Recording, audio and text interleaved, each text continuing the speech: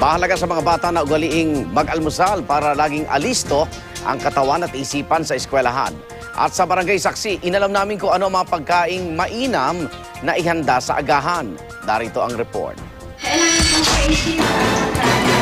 Ngayong pasukan, hindi lamang baon ang kailangang ihanda araw-araw ni Mami Christine para sa incoming grade 2 student na anak na si Rafael.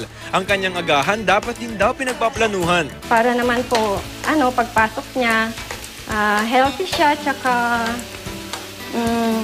malakas yung memory niya.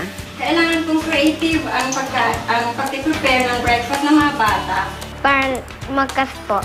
Ang pag-aalmusal araw-araw mahalaga raw para sa lahat, lalo na sa mga bata, ayon sa National Nutrition Council. Kung walang pumapasok na energy sa katawan ng bata, nahihirapan ng kanyang brain na i-process yung kanyang mga nakikita, naririnig sa eskwela.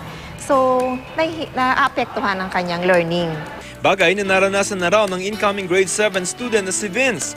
Pag nag-skip po ako ng breakfast, hindi ko po naintindihan yung minsan, yung ibang sinasabi po ng mga teacher ko. Hindi po ako mabilis makaintindi. Hindi rin po, nangihina rin po ako minsan. At dahil nabubusog ng maayos, nakakaiwas din ang mga bata sa pagbili ng mga pagkaing di tiyak kung ligtas.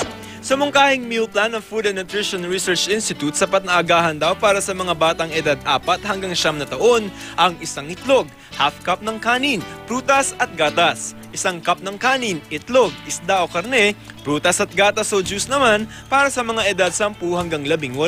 Pwedeng palitan ng mga yan ng iba pang pagkaing sagana sa carbohydrates, protein, calcium at iron, mga sustansyang kailangan sa pag-aaral at paglaki. Kailangang variety ang choice ng foods ng bata. Hindi pwedeng isang pagkain lang. Kasi yung lahat ng nutrients na kailangan niya, hindi makukuha sa isang food lang.